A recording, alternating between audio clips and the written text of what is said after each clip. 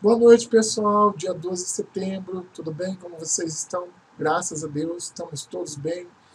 Notícias boas do meu amigo Edu, que está melhorando cada vez mais. E a gente está tentando aí manter a frente aqui enquanto o nosso amigo Edu está lá se restabelecendo desse vírus, esse vírus terrível, né? Que é esse vírus que vocês conhecem. Eu não vou ficar repetindo não, porque o YouTube sempre sacaneia a gente por causa disso. Bom, acabei de ver um filme magnífico, tá? O Primeiro Mentiroso.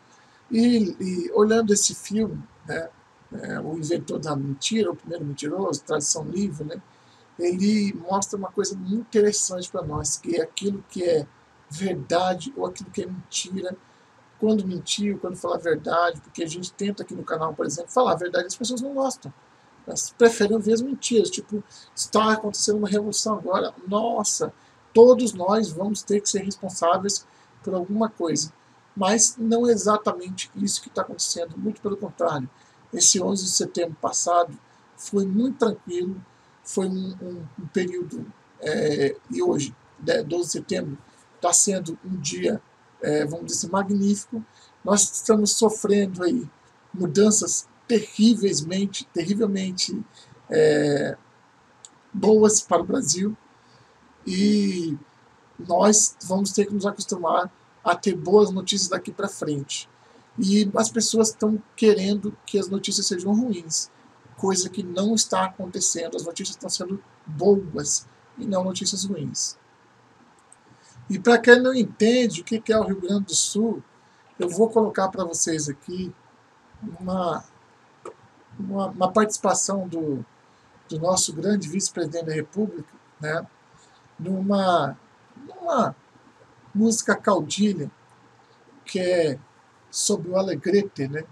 E como ele é artilheiro, eu sou engenheiro, e muito tempo a gente trabalhou no Rio Grande do Sul, não deveria ser diferente a reação do nosso general Mourão, vice-presidente da República. E fica com vocês aí, tá? Vamos dizer assim, a cantoria, né? Vamos lá?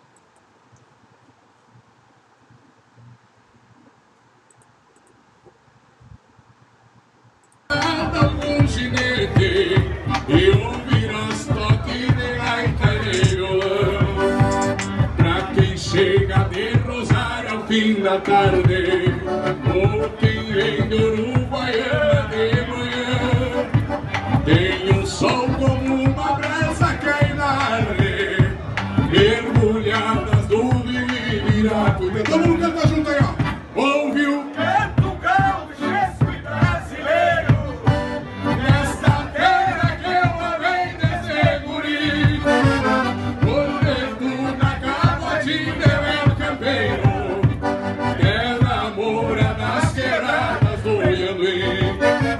Ouve um canto gaúcho e brasileiro, essa terra que ela vem desse guri.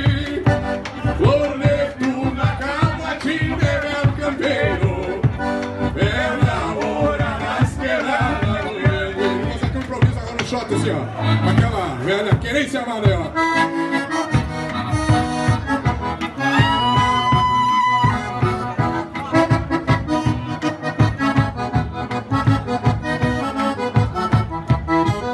Quem quiser saber quem sou, olha para o céu azul e grita junto comigo, quero ouvir!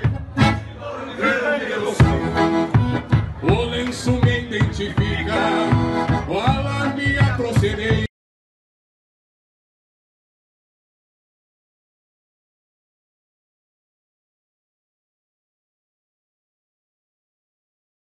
Esqueci de desligar. Vamos lá. Para quem já morou no Rio Grande do Sul e sabe do que eu estou falando, a gente tem nossas raízes, tradições e valores, mas o Rio Grande do Sul ele tem assim, um acolhimento, ele é uma querência muito maravilhosa dentro do Brasil. Quem não conhece, conheça. Quem vá lá e fique por lá. Então, existem cidades essas como Alegrete, como São Gabriel, Rosário do Sul, Santa Maria, Cruz Alta, e entre outras cidades que eu conheço do Rio Grande do Sul, que são cidades em Juí e outras, são cidades maravilhosas, cidades onde o povo gaudério é maravilhoso, por isso a gente vê o nosso vice-presidente tão feliz assim. Certo, pessoal? Valeu!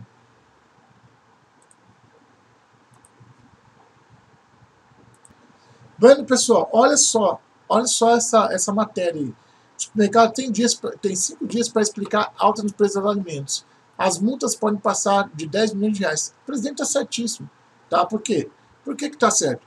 Porque estão especulando em cima da procura, por causa que existe uma demanda, né, que é em cima do recurso que existe, e as pessoas com medo estão acumulando alimentação, que é uma coisa que acontece em termos de pandemia. A Secretaria Nacional do Consumidor, Senacom, ligada ao Ministério da Justiça, isso é de 10 de setembro, de 2 dias atrás, notificou nessa quarta-feira 9 as empresas de produção e distribuição de alimentos. O arroz acumula alta de 19%. Lembra do tomate? Aconteceu com o tomate, né? 19,25% no ano, chegando a dobrar em alguns valores. Já o feijão, dependendo da região, já tem inflação acima dos 30%, segundo dados do IBGE. As companhias notificadas terão 5 dias para se posicionar sobre a alta do preço dos alimentos. Em um comunicado à imprensa, segundo a revista Exame, a Secretaria apontou, abre aspas, Secretaria. Diante do sensível aumento dos preços dos itens da cesta básica, em especial do arroz, a Secretaria Nacional do Consumidor decidiu notificar o setor produtivo e comercial para esclarecer as causas do aumento dos alimentos que compõem a cesta básica brasileira. E acrescentou ainda, no caso haja indícios concretos de abuso de preço, a Secretaria Nacional do Consumidor poderá investigar e sancionar administrativamente os incidentes com infrações de direitos dos consumidores. As multas podem passar de 10 milhões de reais. Então, aí, logo em seguida, eu já falei isso aqui ontem, mas vou trazer agora, o presidente Bolsonaro falou, não vamos interferir no mercado. Isso é uma questão que eu já trouxe ontem, então hoje eu não vou repetir de novo, e isso é a palavra do presidente. Mas se houver especulação, eles vão sim trazer uma, vamos dizer assim, punição para aqueles que especularam em cima dos supermercados e em cima dos fornecimentos, seja o fornecedor, o intermediário, ou o atacadista, ou o varejeiro. Tá, pessoal? É assim que está acontecendo. Uma outra boa notícia é que os Estados Unidos suspendem restrições aos voos saídos do Brasil. A medida vale a partir da próxima segunda-feira. A ação para controle de disseminação, né, isso aqui está datado de hoje, às 5 da tarde, do Covid-19 foi imposta pelas autoridades americanas no dia 28 de maio. Os Estados Unidos anunciaram a suspensão da restrição dos voos saídos do Brasil. Oh, meu pai, foi sem querer, gente. Voos saídos do Brasil e outros países. O Departamento de Segurança Interna, DHS, na sigla em inglês, norte-americano, informou que da medida valerá a partir desta segunda-feira, dia 14. Além do Brasil, também foram suspensas as restrições a voos originários da China, menos regiões de Hong Kong, Macau, Irã, Reino Unido, Irlanda e outros 26 países europeus. A restrição de voos saindo do Brasil teve início em 28 de maio. Outros países tiveram a restrição imposta antes. O governo dos Estados Unidos informou que está mudando a sua estratégia em relação à prevenção do coronavírus. Abre aspas para eles. Priorizando as outras medidas de saúde pública, fecha aspas, para reduzir o risco de transmissões relacionadas com as viagens. Abre aspas para os Estados Unidos de novo. Hoje temos um melhor entendimento sobre a transmissão do Covid-19, que indica que sintomas baseados em processos de triagem têm eficácia porque as pessoas com Covid não podem ter sintomas ou febre no momento da triagem, ou apenas sintomas leves. Informou, fecha aspas, informou a Embaixada dos Estados Unidos no Brasil.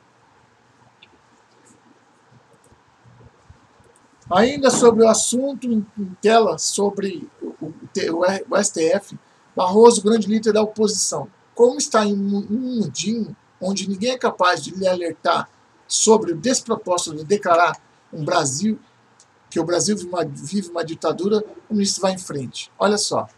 O ministro Luiz Roberto Barroso, a exemplo do que vem acontecendo com frequência, alarmante entre a maioria dos 11 ministros do Supremo Tribunal Federal, tem oferecido ao público uma sequência do que parecem ser acessos cada vez mais severos de excitação nervosa. Seria apenas o problema dele, é claro, mas por uma dessas coisas que só acontece com Botafogo e com o Brasil. O homem é ministro daquilo que tem a função legal de funcionar como a Suprema Corte do país.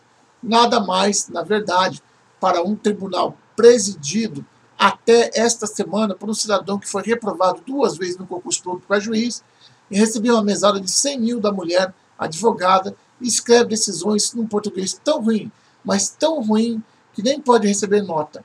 É simplesmente incompreensível.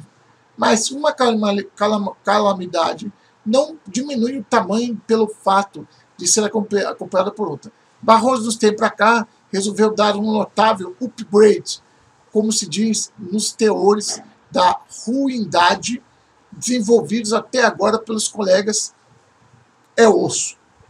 O ministro ultimamente parece ter convencido a si próprio que é o grande líder da oposição no Brasil. Isso porque ele não poderia ser um líder de oposição. Ele deveria ser uma pessoa que se isenta e não trabalhar para lado nenhum, nem para o lado do presidente, nem tampouco contra ele.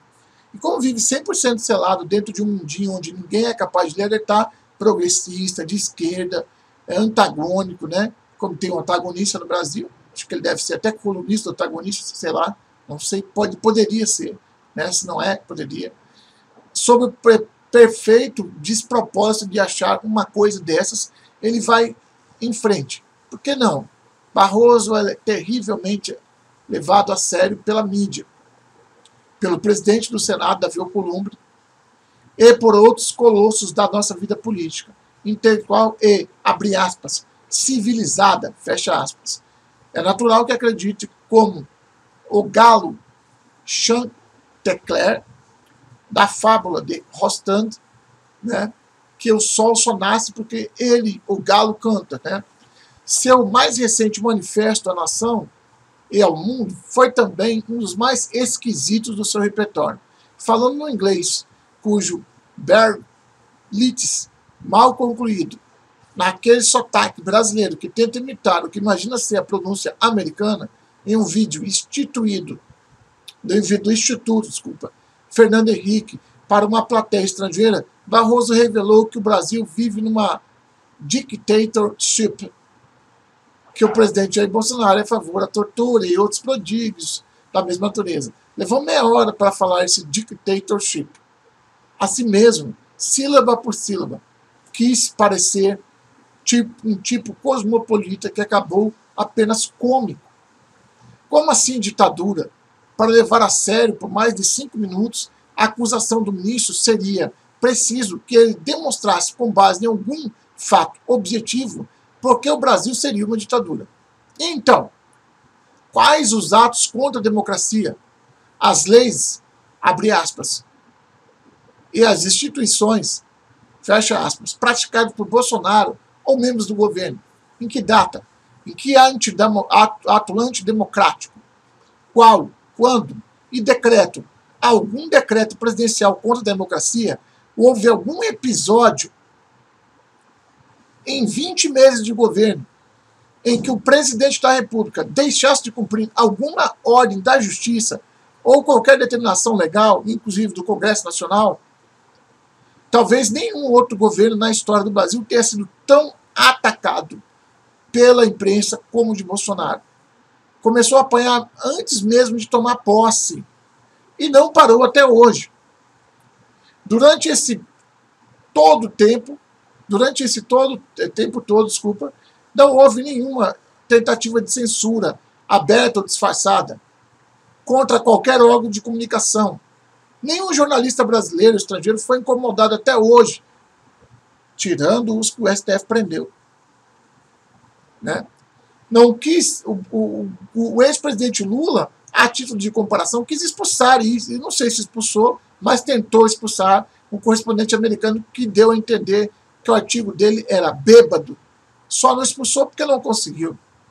O que houve apenas, né, e apenas uma vez, foi uma tentativa de ação legal contra o jornalista que escreveu: eu quero que o presidente morra.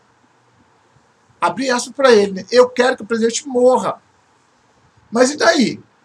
A coisa não deu em nada. Nem deveria dar. Porque não é contra a lei querer que o presidente ou qualquer outra pessoa morra. O problema é que quem escreveu, do veículo que publicou isso e dos leitores, a quem cabe julgar esse tipo de desejo, jornalistas são processados todo o tempo na justiça, pelos mais diferentes motivos. Não estão acima da lei. Como se sabe, nessas ocasiões, procuram um advogado e esperam uma decisão da justiça, né, que pode ser uma multa, pode ser não vai nem chega a uma reclusão. Né? Qual é o problema? Não há nada de errado com isso.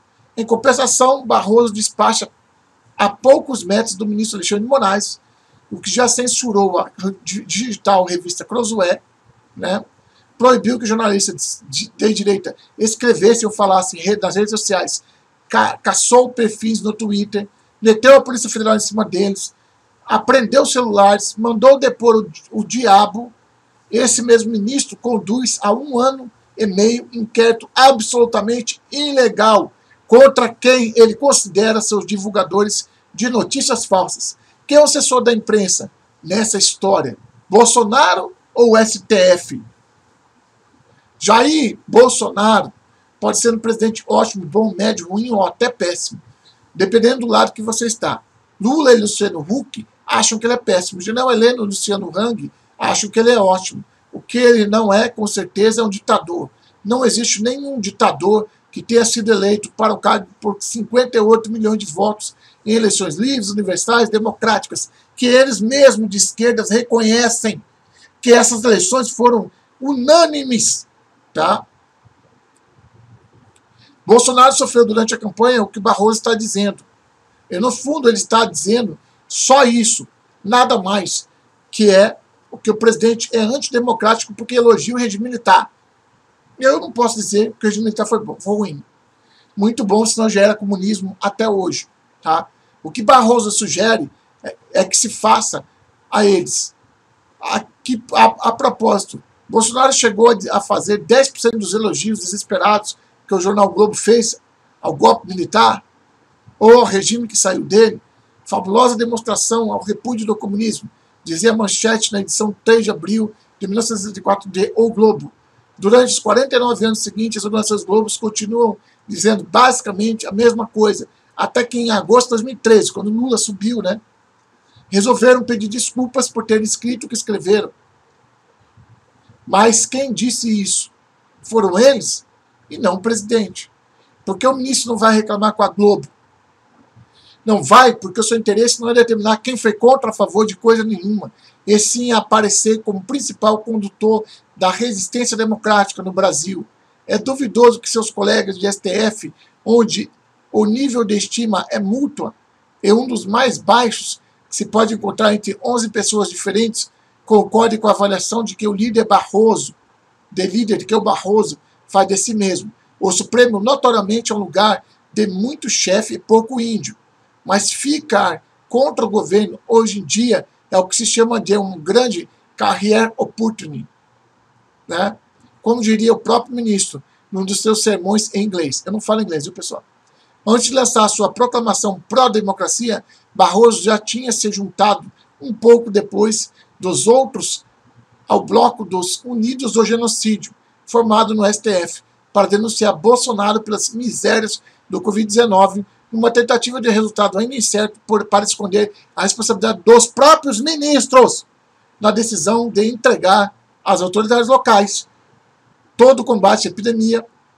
O fato é que, por ordem direta do STF, as 130 mil pessoas cujas mortes são atribuídas ao vírus estavam, do ponto de vista da saúde pública, entregues à custódia de 27 governadores e 5.500 prefeitos quando morreram. Como é que vai se apagar isso? A saída tem sido a negação sistemática e organizada da realidade e acusar Bolsonaro de, abre aspas, genocídio, fecha aspas. Brasil acima de tudo, Deus acima de todos. Eles não passarão por aqui.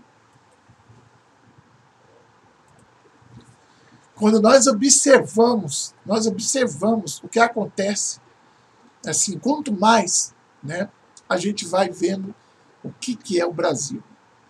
Ministério Público Federal investiga se evento com Damares e Pazuello violou medidas contra a Covid-19. A apuração foi instalada após a vigilância sanitária atuar em uma universidade de Fortaleza que recebeu os ministros em cerimônia nesta sexta-feira. Olha só a palhaçada. O Ministério Público Federal abriu investigação sobre possíveis violações de medidas sanitárias contra o novo coronavírus, evento realizado nesta sexta-feira, dia 11, em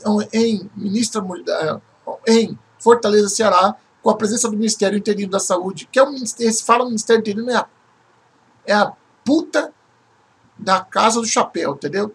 É o ministro da Saúde, Eduardo Pazuello, general de divisão, Eduardo Pazuello, e da ministra da Mulher, Família e Direitos Humanos, ministra Damares Alves. Segundo o órgão, a apuração começou após a vigilância sanitária atuar em uma universidade. Olha só, será que a vigilância sanitária chegou por acaso na universidade? Ou será que a universidade chamou a vigilância sanitária? Mas vamos lá. Recebeu-se ministro da cerimônia programada em ações de educação e saúde, da defesa e da vida, do governo federal. A Secretaria da Saúde do Ceará afirma, não do Ceará lá, do Ciro Gomes, né, do coronelismo, afirma que equipes de vigilância encontraram aglomeração e pessoas circulando sem máscara de proteção no local. Porra, na praia você pode encontrar isso muito mais. Lá na praia de Fortaleza, lá na praia não sei se é a praia de Forte que eles falam, é a praia, sei lá, as praias de Fortaleza, você pode encontrar muito mais gente sem máscara, mas lá a vigilância sanitária não vai, viu, gente? Um segundo evento seria realizado nesse sábado, dia 12, na igreja do Ministério Canaã, também em Fortaleza. Né? Mas o Ministério da Saúde cancelou a cerimônia para não descumprir novamente medidas contra o Covid-19. A ministra que o governo do Ceará sabia sobre eventos alertou sobre proibições do decreto contra a Covid-19. Em 3 de setembro, estão suspensos no estado eventos ou atividades com risco de disseminação do Covid-19. Depois dessa data, cerimônias serão autorizadas em Fortaleza sob restrições com lotação máxima de 100 pessoas. Procuradores da República do Ceará reclamaram da abertura do inquérito civil sobre a cerimônia com a presença de Damares e Pazuello. O Ministério Público Federal pediu informações ao governo local sobre providências adotadas sobre o evento. Na cerimônia de sexta-feira, a Secretaria de Gestão, Trabalho e Educação do Ministério da Saúde, Mária Pinheiro, do Novo, minimizou o descumprimento de regras sanitárias. Abre aspas para ela. Eu louvo a Deus porque descumprimos o decreto, trazendo muitas pessoas de máscara para salvar vidas no estado do Ceará, para mudar o Brasil, fecha aspas, afirmou Pinheiro, que foi a candidata ao Senado em 2018 pelo PSDB e fez oposição a Camilo Santana, do PT do Ceará. Tá entendendo? O governador também é adversário do presidente Jair Bolsonaro, sem partido. A ideia do projeto do governo federal é instituir profissionais de liderança que trabalhem com crianças para prevenir o suicídio, a automutilação e a gravidez na adolescência, o uso de drogas, além de combater a violência contra populações vulneráveis em cerimônias feitas nesta semana dentro do projeto. Ministros e autoridades criticaram o projeto de lei sobre o plantio da maconha para a produção de medicamentos e o aborto. Deixa eu ficar grande para vocês. Sinceramente, vocês vão ficar preocupados com o Covid ou com a gravidez na adolescência, o uso de drogas, alcoolismo, com suicídio, ansiedade, com aborto. O que é mais importante? O que é mais urgente para o Brasil? Fica para vocês a indicação. Vocês decidem o que é mais importante para o Brasil. Até porque eu já falei aqui que muitas das pessoas são totalmente elas são infectadas, mas não têm o vírus, não tem as características do vírus. Isso não quer dizer que eu estou passando pano, tá? Eu acho que as pessoas têm que se cuidar, sim, mas o cuidado tem que ser um cuidado correto e não um cuidado exagerado a fim de prejudicar as coisas que nós, como sociedade, temos que fazer. Nada de novo normal. Normal é normal. E como nós estamos falando aqui sobre normalidade, vamos falar aqui, ó, essa matéria de hoje, 12 de setembro de 17 e 20. Praias voltam a ficar lotadas no Rio de Janeiro, no litoral de São Paulo. Cadê a máscara do povo? Cadê o povo que está preocupado com a Covid? Sol intenso, calor de 31 graus, sensação térmica ainda maior nas praias da zona sul do Rio de Janeiro. Lotaram novamente nesse sábado 12. Embora menos do que o fim de semana anterior, que emendou com o feriado da independência do Brasil e permitiu com as 3 dias de folga mais turistas visitassem a cidade. Mesmo com menos gente, a aglomeração voltou a acontecer nesse sábado, pelo menos nas praias de Copacabana e Ipanema. Desde março está proibido permanecer nas areias da Praia do Rio. E a prefeitura alega que tem fiscalizado regularmente os locais. Então não pode fazer nada, porque o povo está injuriado, tá? Mas a reportagem não encontrou nenhuma fiscalização enquanto circulou pelas praias das 14h30 às 15h15 deste sábado. Procurado, a prefeitura não se manifestou. Na sexta-feira, o prefeito Marcelo Crivella, republicanos, cogitou liberar o acesso público. Cogitou liberar, está liberado já, prefeito, aos estádios em jogos de futebol, como forma de reduzir a lotação nas praias. Por enquanto, o jogo de futebol tem acontecido sem torcida, o que é uma grande palhaçada. Abre aspas para Crivella. Nossa esperança é que as pessoas vindo aos estádios no domingo não vão para a praia. Estamos tentando combinar e até antecipar os horários dos jogos um pouco. No estádio tem espaçamento e todos de máscara direitinho, afirmou o prefeito. A ideia da prefeitura, fechou aspas para ele, né? A ideia da prefeitura é que o Maracanã, que tem capacidade para 79 mil pessoas, fique limitado a receber 10 a 12 mil lugares, cerca de 15 mil de lotação, mas essa proposta está ainda lá. Outra medida anunciada terça-feira pelo prefeito para tentar reduzir o número de banhistas foi a proibição de estacionamentos de automóveis ao longo de toda a orla do município aos sábados, domingos e feriados. Nada capaz de impedir a aglomeração que se repetiu neste sábado. Com a previsão de temperatura na casa dos 35 graus, turistas e moradores de Santos e Guarujá também decidiram ir às praias nesse final de semana. Em Santos, moradores e turistas foram às praias, muitos apenas para caminhar na beira d'água, já que estão proibidos de guarda-sóis e cadeiras de areia. Mas alguns cumpriram a regra e se concentravam principalmente nas áreas onde estão os coqueiros ou pets de jardins. Ambulantes não podem colocar carrinhos na areia, mas eu tenho certeza que eles dão um jeitinho nisso. No início da tarde, Natália, Karine, Medanha, Ventura, aproveitava a praia na companhia da filha Marjorie, sei lá, de 12 anos, e o sobrinho Gustavo, de 7. Moradora de Salvador, ela está em Santos para visitar os pais. Abre aspas para ela. Olha, eu vi muita gente sem máscara hoje. Eu e as pessoas que estão comigo estão usando. Acho que nessa hora o mais importante é que cada um faça a sua parte. Cada um fazer a sua parte ou cada um faça a sua parte. Fecha aspas. Disse. Muita gente na praia não usava máscara e preferiu não falar sobre as regras de distanciamento. Ao ser abordado pela reportagem, um grupo com 2 homens, 2 mulheres e uma criança, todos da mesma família, que conversavam tranquilamente embaixo de um coqueiro, na areia da praia, encerraram a conversa e não quiseram dar entrevista, até porque essa imprensa é muito chata demais.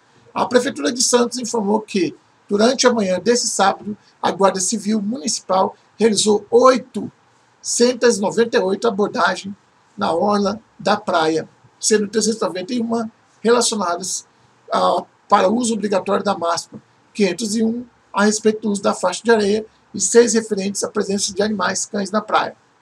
Não houve aplicação de multas ou registro de problemas ou dados abordados.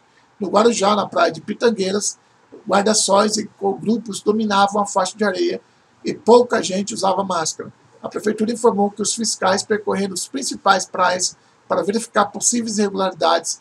A Prefeitura já era. Em relação a ambulantes e quiosqueiros, a atividade está liberada no município, mas os profissionais devem prosseguir com os protocolos de higiene. Até às 13 horas desse sábado foram atendidas 30 ocorrências referentes à disposição de mesas, cadeiras, guarda-sóis na faixa de areia. Tais itens foram proibidos por meio do decreto 13.814, publicado em 25 de julho, no Diário Oficial do município. A equipe de fiscalização aplicou a advertência aos ambulantes que descumpriram as regras estabelecidas e os infratores, por sua vez, foram obrigados a retirar equipamentos da praia. No caso da reincidência, poderão ter o alvará ou licença de funcionamentos cassadas. Em todas as abordagens realizadas pelas equipes da Prefeitura, as pessoas não faziam uso de máscara, atenderam as recomendações e colocaram equipamento de proteção, conforme as informações do Estado. Conteúdo. O que eu acho disso? O que eu penso disso? Eu penso que isso é uma palhaçada. A reportagem vai lá fazer o trabalho dela, finge que está fazendo o trabalho dela, o povo finge que está respeitando e a prefeitura finge que está fiscalizando. O resto é pura mentira. Essa é a pura verdade. Vamos falar um pouco sobre China. Opinião: o alto preço do custo da China. Países, empresas e organizações do mundo afora adotam dois pesos e duas medidas quando ignoram as flagrantes distorções do modo capitalista estatal chinês, mas protestam veementemente contra democracias que têm remédios mais eficientes para suas falhas. O filósofo inglês Bertrand Russell, desculpa a tradução livre, né? Já no começo do século passado, alertava para o problema da China, título de suas obras.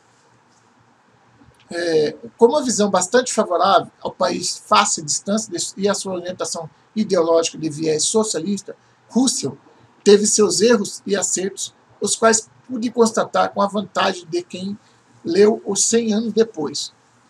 O livro foi publicado na década de 1920. Não diminui, entretanto, sua sensibilidade e capacidade em ter percebido que a China, então caótica e anárquica, como ele mesmo definiu, se tornaria uma questão central para a saúde do planeta. Já em meados de 1970, o país emergiu de uma economia obscurecida pelo sistema político vigente desde o advento da Revolução Cultural para se lançar numa prática de capitalismo estatal que não encontra freio em sua própria volúpia de crescimento. Nesse movimento, tornou-se o centro global de uma mão de obra barata, portanto, um transformador industrial, em vários casos monopolista, com um mercado interno ainda incipiente, a depender do critério como se avalia, tornou-se também uma ameaça militar ao mundo. Industrialização, avassaladora, trazida por aquele processo, usou a maior reserva de mais-valia do mundo. Seus mais de 700 milhões de pobres foram capazes de engredar 100 milhões de privilegiados, que hoje representam talvez os consumidores de luxo mais enfriados do planeta. A que custo?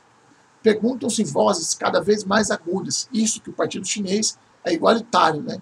Então você tem 700 milhões de pobres, 100 milhões de ricos absolutos, né? Especialmente no Ocidente, não necessariamente alinhados a um capitalismo partidário de iniciativa privada, até porque o olhar crítico para o gigante da Ásia perpassa vários aspectos caros às sociedades civilizadas. O jornal inglês The Guardian, por exemplo, suspeito de pendores liberais absolutos, trouxe, em matéria de fôlego, no último dia 4 de agosto, a denúncia de uma professora levada à esterilização forçada aos 50 anos, em campanha do governo para suprimir as taxas de natalidade de mulheres de minorias muçulmanas. O The Wall Street Journal apontou que habitantes do interior da Mongólia são perseguidos por Pequim porque protestam contra a imposição do mandarim. Já o The Wall Street Journal apontou, né, habitantes do interior da Mongólia, como eu já falei. Finalmente, tudo isso na mesma semana, a revista The Economist mostra o flagelo das minorias étnicas de campos de concentração, nos quais são expostas a trabalho forçado na região autônoma de Xinjiang, né? O conglomerado Xinjiang Production and Construction Corps, que a revista chama de orwelliano, mantém milícias que subjugam trabalhadores cuja produção penetra nas cadeias de suprimento globais. Sobre os cuidados ambientais dos chineses, creio ser desnecessário comentar. Por pragmatismo, o caso brasileiro é exemplar, já que na China precisa de nossas commodities para alimentar as almas que operam nas suas máquinas de processamento.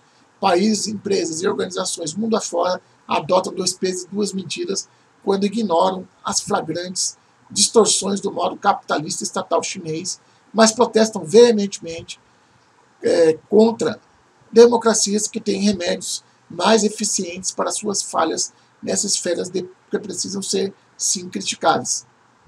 Nós, naturalmente, devemos ter uma visão de longo prazo e nos proteger do sistema que usa um duplo padrão em seu próprio benefício, que suas obrigações são relativizadas, sua propaganda cobra todos os outros a perfeição absoluta, só assim preservaremos nossos empregos e investimentos, nossa ética e nossa humanidade. Frank Geyer Abubakir é um controlador presidente do Conselho de Administração da Unipar, descendente de 6 gerações de empresários. Ajudou a transformar a Unipar na maior produtora de cloro de sódio da América do Sul, em uma das maiores petroquímicas do continente. O Frank, sabe muito bem o que a China tem para nos oferecer. Por isso, nós temos que tomar muito cuidado com o modo chinês e cuidado com o que a esquerda abençoa e nos traz para a China como se fôssemos escravizáveis. E nós não queremos, como os índios, ser escravizados. Por isso meu nome é Ubirajara Monteiro. Ubirajara de nome indígena e Monteiro de nome português / espanhol. Eu não quero ser escravizado, eu não serei escravizado nunca.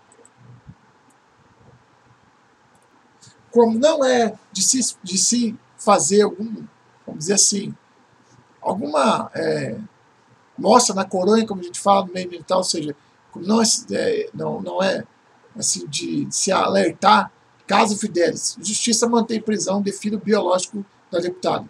Adriano dos Santos responde por crime de associação criminosa. A terceira vara de criminal de Niterói negou o pedido de revogação da prisão preventiva de Adriano dos Santos Rodrigues, um dos filhos biológicos da deputada Flodilice, PSD, do Rio de Janeiro.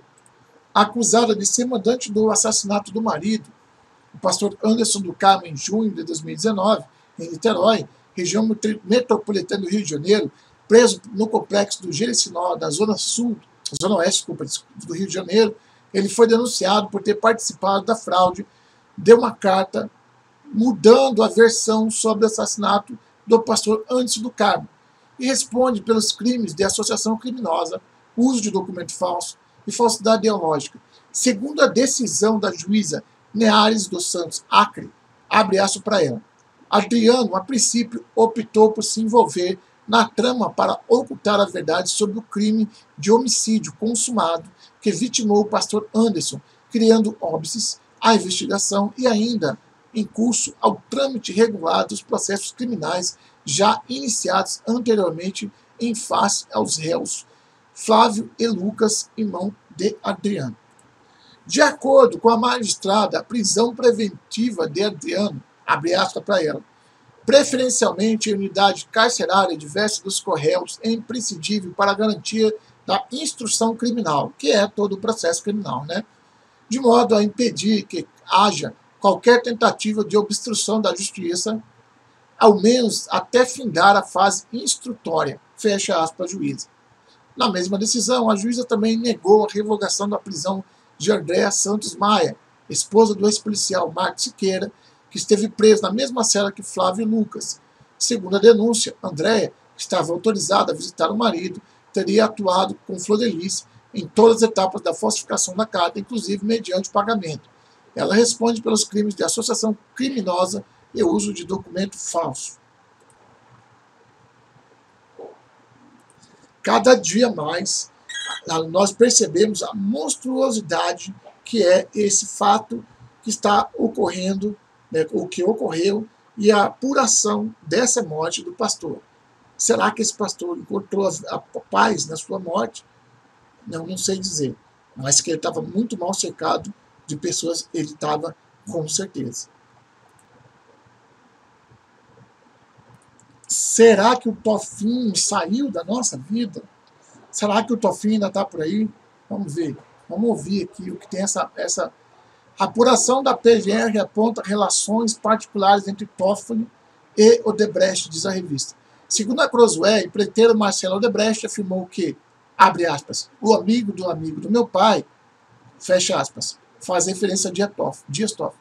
Seria comum o envio de presentes a Toffoli, além de uma atuação da Odebrecht para que o nome dele fosse aprovado pelo Senado em 2009. Segundo informações objetivas pela revista Crossway, que eu não gosto nada, mas é uma revista, o empreiteiro Marcelo Odebrecht afirmou que o codinome amigo do meu pai, fecha aspas, abre aspas, fecha aspas, fazia referência a Dias Toffoli, quando ele era advogado-geral da União, cargo que ocupou de 2007 a 2009. De acordo com a publicação, os procuradores da Lava Jato viram em trocas de e-mails, abre aspas, o possível cometimento de fato penalmente relevante por ele, fecha aspas, né, por ele, em as mensagens teriam sido chegado à Procuradoria-Geral da República, que não prosseguiu com apurações. Um dos fatos apontados pelos e-mails seria o pagamento do escritório de advocacia indiciado por Toffoli para intermediar a relação com ele. Também seria comum o envio de presentes a Toffoli, além de uma atuação da Odebrecht para que o nome dele fosse aprovado pelo Senado Federal, pelo Senado ao Supremo Tribunal Federal em 2009. Outro acontecimento apoiado pela revista é o jantar do ministro em Brasília com o irmão dele, José Ticiano Dias Toffoli, e o executivo da OAS, Léo Pinheiro. Então, o vice-prefeito de Marília, José Ticiano, teria pedido uma verba para comprar a renúncia do então prefeito Mário Bulgarelli, em troca de contatos com a OAS, que teria financiado uma reforma na casa do ministro. Nos últimos dias, voltou a crescer no Senado a cobrança por investigação de supostas irregularidades cometidas por ministro do Supremo. Para o senador general Eduardo Girão, do Podemos, a casa falhou nesse aspecto. Integrantes do movimento Muda Senado, que eu estou muito chateado com eles, com o senador Jorge Cajuru, que estou chateado também com ele, do Cidadania, tem questionado de forma recorrente o presidente da casa, Davi Alcolumbre, por ignorar pedidos da CPI, pela CPI da Lava Toga e pelo impeachment dos ministros do STF.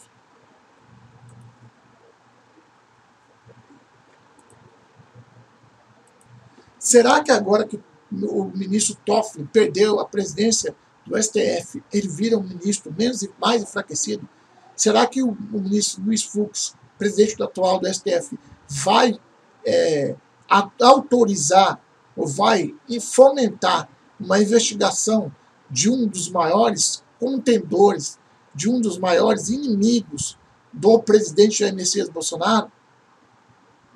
Porque isso o ministro Toffoli já mostrou que é em várias vezes. Ele, o ministro Barroso, o ministro Alexandre de Moraes já mostraram que eles são pessoas que detestam, ministros que detestam o presidente da República. Será que o ministro Luiz Fux vai fazer justiça com as próprias mãos? Só podemos esperar. Espero que eu esteja certo e não errado.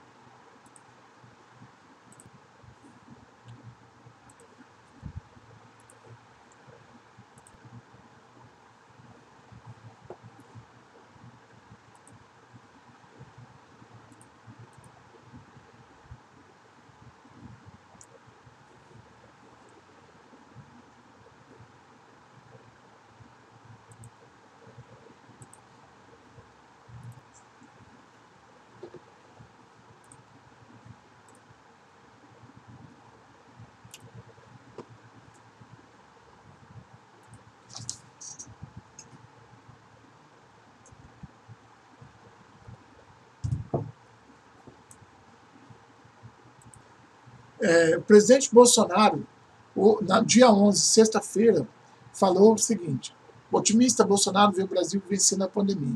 O presidente disse que o Brasil foi um dos que menos sofreu com a Covid. O presidente Jair Bolsonaro, disse que o Brasil está praticamente vencendo a pandemia.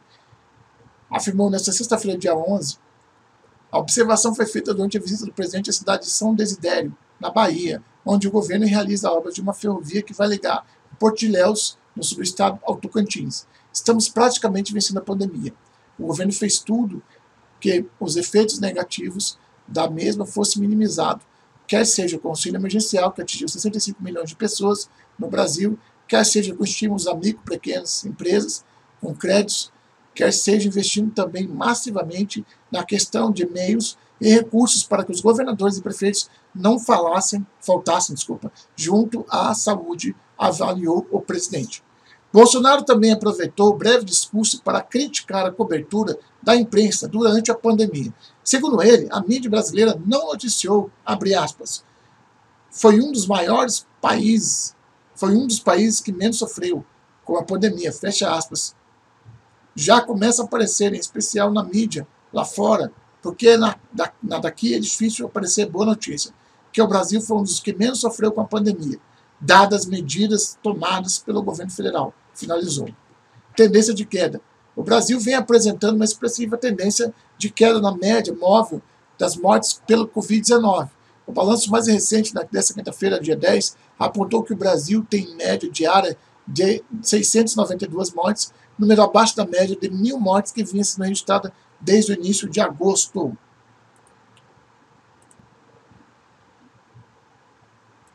Eu sei que me atrapalhei um pouco ali, mas eu queria dizer o seguinte: isso que o presidente está falando é a pura verdade.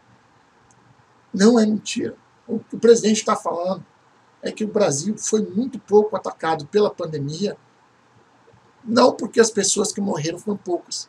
Morrem muitas pessoas por ano no Brasil, mas porque a atuação do Ministério da Economia, junto com o presidente, minimizou o problema mais grave, que é a falta de recursos. Porque não adianta nada você ser tratado pelo Estado se você não tiver comida para colocar na mesa.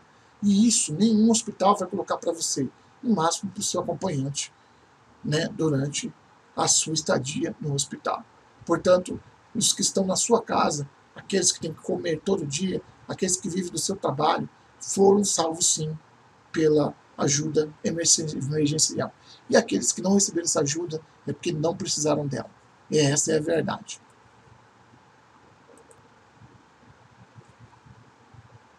Ainda na esteira do que eu falei aqui agora, ainda de sexta-feira, dia 11, no Amigos da Direita, né, o mundo tem o menor número de mortes por Covid em julho. A Organização Mundial da Saúde divulgou nesta quinta-feira, na véspera, que foram registradas 3.889 mortes por consequência do Covid-19, e o menor número desde 14 de julho, quando o valor se indicou 3.673 óbitos. Com os números divulgados hoje, o total de vítimas desde janeiro, no início da propagação do novo coronavírus, é de 899.315. Ao longo da quarta-feira, dia 9, foram notificados 218.841 casos de infecção pelo patogênio que provoca o Covid-19. Com isso, já foram contabilizados pouco mais de 27,6 milhões de contaminados em todo o planeta. A principal novidade no balanço hoje da OMS é a entrada da Argentina no top 10 dos países com maior contágio. Isso que ela fechou durante 4 ou 6 meses, não lembro de cabeça agora, mas isso não adiantou nada. Fica em casa, só matou mais gente, tá? Essa que é a verdade. A principal, então, ela fica entre as Argentinas do top 10, né, com 500 mil casos. A nação sul-americana ultrapassou o vizinho Chile, que estava na berlinda e que tinha mais casos de Covid. A América, com 14,3 milhões de casos, segue sendo a região mais afetada do planeta, a seguida pelo sudeste da Ásia, com um pouco de 5 milhões, e a Europa, que tem 4,6 milhões. De acordo com a OMS, segundo informações dos sistemas nacionais, 20 milhões de pessoas se recuperaram da infecção, mais de 70% do total. Dos casos ativos, cerca de 1% dos contaminados estão em estado grave crítico, o que representa 60 mil pacientes.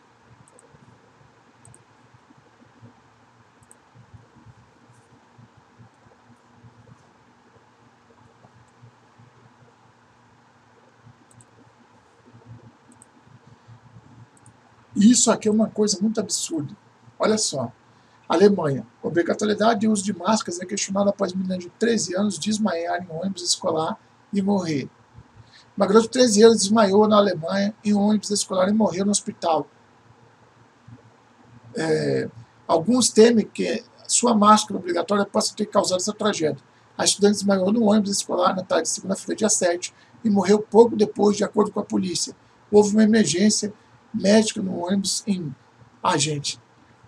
Buchkelberg, da Alemanha, por volta de 3h45. Ela e seus 32 colegas, todos sentados, estavam voltando para casa no ônibus. Bombeiros e voluntários locais cuidaram dos 32 ocupantes do ônibus escolar, enquanto a menina de 13 anos recebeu atendimento médico de equipes de resgate. Foi reanimada, mas faleceu no hospital em Karlsruhe, para onde foi levada. O Ministério Público de Karlsruhe está investigando o caso espera o primeiro conhecimento da causa da morte em uma semana, no mínimo. Foi solicitado a autópsia. Segundo autoridades, não há evidências de dívidas de terceiros. A parlamentar do partido da direita, AfD, doutora Brigitte Mauskek, Winkelmann, questionou nas redes sociais se a máscara pode ter sido a culpada pelo trágico acontecimento. Além disso, ela pediu que o caso fosse esclarecido rapidamente. Afinal, a saúde e a integridade das crianças estão em risco. Valores prejudiciais de CO2. A preocupação de que a exigência da máscara pode ter contribuído para a trágica morte da menina está encontrado em novo terreno. O período juramentado da Áustria provou que os valores de CO2 sobre as máscaras aparentemente até excedem os valores do limite legalmente permitidos e, portanto, provavelmente prejudiciais à saúde, relatou Paul Schenblick com exclusividade. O engenheiro Dr. Train Del, perito juramentado, engenheiro de proteção técnica, meio ambiente, química técnica e ciências de terra, mediu os valores do CO2 de uma máscara protetora feita por ele mesmo e de duas disponíveis comercialmente. Ele descobriu que os valores mais permitidos para locais de trabalho foram excedidos muitas vezes. Isso não significa apenas o uso obrigatório de máscaras prescrito aos cidadãos, é uma condição ilegal, mas de acordo com todos os conhecimentos médicos, esse ar respirável é também considerado anestésico agudo, perigoso para a saúde. Segundo Trendy, uma concentração de 8% ou mais de CO2 no ar que você respira por um período de 30 a 60 minutos pode levar à morte. Antes disso, surgem dores de cabeça, falta de concentração e inconsciência. O problema físico é que o CO2 é um gás denso, tende a afundar e se acumular em semidouros adequados a 4 a 5% são considerados entorpecentes. Em um artigo sobre os riscos do gás de fermentação, os cientistas engenheiro Harold Schenblocher, eu não vou saber falar, gente, e o engenheiro Herbert Stephen explicaram que os níveis de perigo em detalhes, sonolência e baixa concentração podem ocorrer a partir de 0,5. A frequência respiratória e o pulso aumentam, e o centro respiratório fica irritado a partir de 2%. A partir de 4% ocorrem problemas de circulação sanguínea no cérebro. Torturas, náuseas e zumbidos nos ouvidos são possíveis. O traiçoeiro sobre CO2 é o fato de que você não consegue sentir o cheiro, então leva à morte, em grande parte porque chega sem aviso. Saiba mais estudando, acessando esse link. Aqui tem um link aí, vocês podem procurar aqui no Conexão Política, e eu quero falar o seguinte sobre esse assunto. Podemos achar que é normal usar máscara hoje. Não é normal. Nós usamos porque tem ordens explícitas para usar. Tá? A máscara, ela traz da nossa boca CO2 que nós tiramos do nosso corpo. Então, era previsto para que as pessoas que estão trabalhando com pessoas com Covid utilizassem máscara, luvas, etc. E não a gente, porque está indo trabalhar. Mas foi colocado isso porque a Organização Mundial da Saúde decidiu. Agora, se essa menina morreu por causa de CO2, eu e você estamos respirando CO2 o tempo todo. Portanto, quando você estiver sozinho, quando você puder retirar a máscara, retire, porque não adianta você sozinho ou num local fechado como esse estar utilizando máscara, porque ninguém pode passar o vírus para você. Portanto, se cuide, porque você pode morrer por causa da máscara também. E isso aí é o que está escrito nesse artigo. Brasil acima de tudo. Vamos em frente. Para finalizar, quero trazer uma reflexão do nosso amigo Antônio Nunes sobre falácia. Né? Série 10 falácias sobre conservadorismo. São fanáticos religiosos. Primeira falácia. Antônio Nunes, do Conexão Política. Falácia do latim falare. Enganar, qualidade do que é falácia. Qualquer enunciado. Argumento, raciocínio falso, inconsistente, inválido ou falho, que todavia simula a verdade com a aparência do correto, na tentativa de sustentar o que alega aquilo ou aquele que tem-se a falsidade. No campo do debate das ideias, existe uma máxima que diz: acuse seu inimigo daquilo que você é. Assim, na efervescência das narrativas amplamente divulgadas, a população em geral já não terá condições de distinguir este daquele grupo, este daquele diário, estando assim à mercê de quem domina os meios de comunicação, como efeito em muitos países totalitários, como fazem os ditadores e todos que têm aspiração de sê-lo. Nesse sentido, se processa o que se convenciona chamar de assassinato de reputações, imputando ao outro lado, né, o que não é justificativamente a essência dos seus opositores. E tal acontece com os conservadores comumente atacados por associações caluniosas quanto aos seus valores ou comportamento, dentre os quais listemos e poremos abaixo 10 falácias mais comuns sobre o conservadorismo.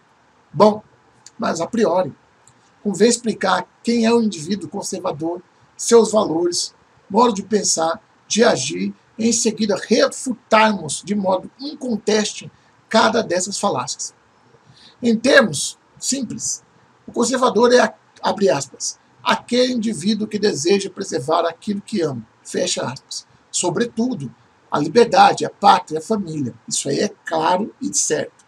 Em especial por entender que essa última é a base da sociedade que se converterá em nação.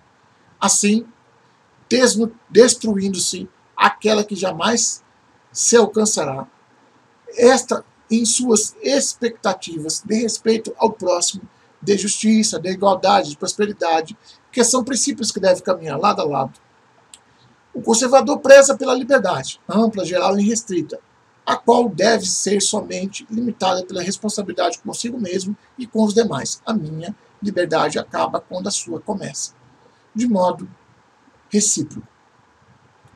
Para tanto, entende que o cidadão, a menor das minorias, deve ser amplamente protegido de não tutelado pelo Estado, que jamais pode ser o senhor das vontades do destino. Isso é muito perigoso. Dito isto, passemos ao exame das falácias. Primeira falácia, que somos fanáticos religiosos, herdeiros de tradições judaico-cristã, por um lado, e das gregos romanas, de outro, defendemos valores inegáveis, como a honra, verdade e fé de um ser supremo, que nos impede de sermos juntos, honestos e verdadeiros. E desses não devemos nos afastar, sob pena de nossa própria consciência ser primeiro e mais rigoroso julgador de nós mesmos, que não baliza seus atos por seus sentimentos, não se importa em mentir, ser injusto e até mesmo cruel, posto que incapazes de julgarem a si próprios, não compreenderão a necessidade de colocar freios ao mal que aos seus semelhantes possam causar. Nesta esteira, não faltam exemplos de atrocidades ao longo da história da humanidade. Foram capazes e ainda são, na atualidade, de causar tanto sofrer, até mesmo em seus nacionais. Explícitas, portanto, nessa simples distinção, a impossibilidade de conservadores serem fanáticos religiosos positivo para a vida humana, em nome de ideias que defendem infligir danos continuados aos demais de sua espécie. Continua.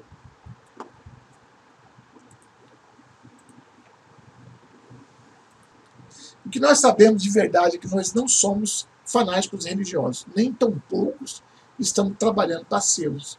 Nós somos, sim, pessoas que optam pela família, por Deus, pela pátria, e nós temos opinião própria. Ninguém constrói nossa opinião, muito menos o Estado brasileiro. Portanto, gente, é assim que eu termino hoje, tá? Essa nossa conclusão aqui da semana. 58 minutos, já falei demais. Um grande abraço para vocês. Aqui é o Birajara Monteiro, do nosso canal Bira Monteiro. Um grande abraço e até a próxima. Valeu, gente. Até mais.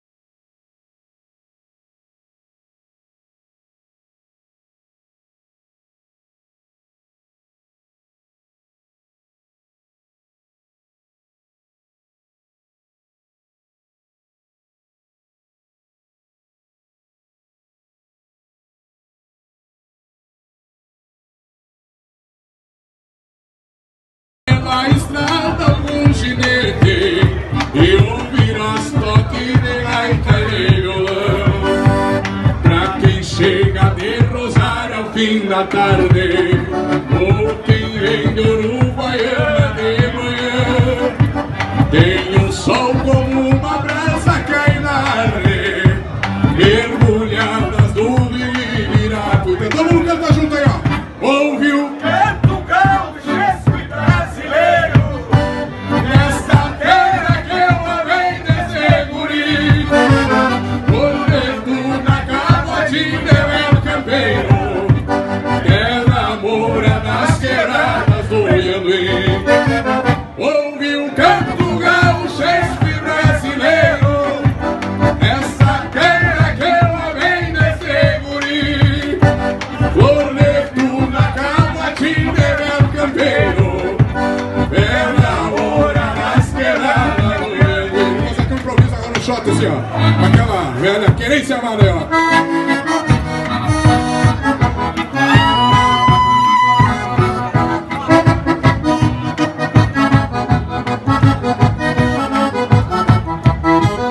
Quem quiser saber quem sou, olha para o céu azul e grita junto comigo, quero ouvir. O lenço me identifica, olha a minha procedência. Estamos chegando ao fim da quarentena, se Deus quiser. E com as medidas adotadas pelos prefeitos e governadores para conter o vírus, nós aprendemos muito sobre o Covid. E mais ainda, sobre os políticos esquerdistas, esses prefeitos e governadores que possuem tara por controle social.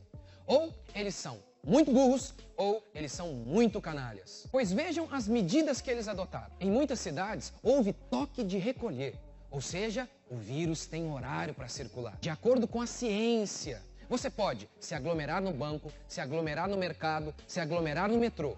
Mas você não pode se aglomerar na igreja, nos salões de beleza ou em qualquer restaurante. Qual a base científica para isso? Será que você pode se aglomerar no banco porque o vírus ele tem pacto de pobreza, ele é franciscano? Será que você pode se aglomerar no mercado, por exemplo, na fila dos frios, porque o vírus tem rejeição à lactose? Será que no metrô tá de boa porque o vírus tem alergia à suvaqueira? E uma das medidas mais geniais que eles adotaram: abrir o comércio em horário reduzido. Ora, se você quer evitar aglomeração, o mais lógico seria fazer justamente o oposto: abrir com o maior tempo possível. Mas não, vamos abrir apenas à tarde. Assim, o trabalhador que iria fazer as suas compras de manhã, agora vai ter que se aglomerar juntamente com aqueles outros que só poderiam ir à tarde.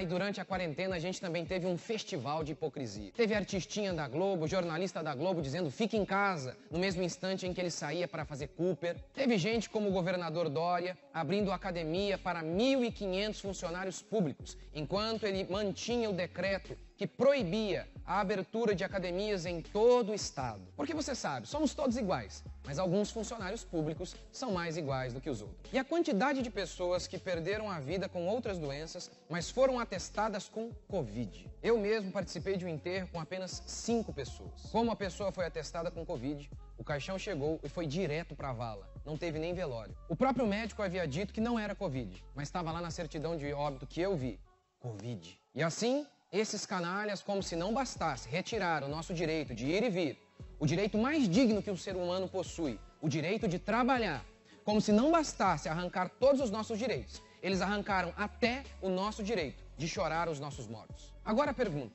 por que eles fizeram isso? Primeiro, receber mais verba do governo federal? Como mostra a portaria aberta em abril do Ministério da Saúde, o valor disponibilizado pelo governo federal para tratar pacientes na UTI com Covid era dobrado. Segundo, pode ser a esperança de conquistar os votos daquelas pessoas que odeiam o Bolsonaro? O Bolsonaro, desde o começo, falou sobre o uso da cloroquina e disse também que a gente tinha que se preocupar com a economia, porque preservar a economia significa preservar empregos, e preservar empregos é o mesmo que salvar vidas. Diante disso, chamaram-no de louco, de insano, de uma pessoa que não tem amor pelo próximo. Mas agora, com 5 meses de atraso, a China também recomendou o uso de cloroquina. O diretor da OMS disse o mesmo: nós devemos nos preocupar com a economia. Mas somente agora. já com o colapso da economia e diante de várias pessoas que perderam a vida porque não tiveram a chance de se tratar com a cloroquina. Terceiro, desvio de verba. Por que declarar que uma pessoa morreu de Covid sendo que ela não morreu de Covid? Para declarar estado de calamidade e assim poder fazer contratos sem licitação? E então engordar os caixas para a próxima campanha? Por que a construção de hospitais de campanha que estão sempre vazios? Por isso surge a pergunta diante de todas essas atitudes que os prefeitos e governadores tomaram para tentar conter o Covid. Foi jumentice ou canalice?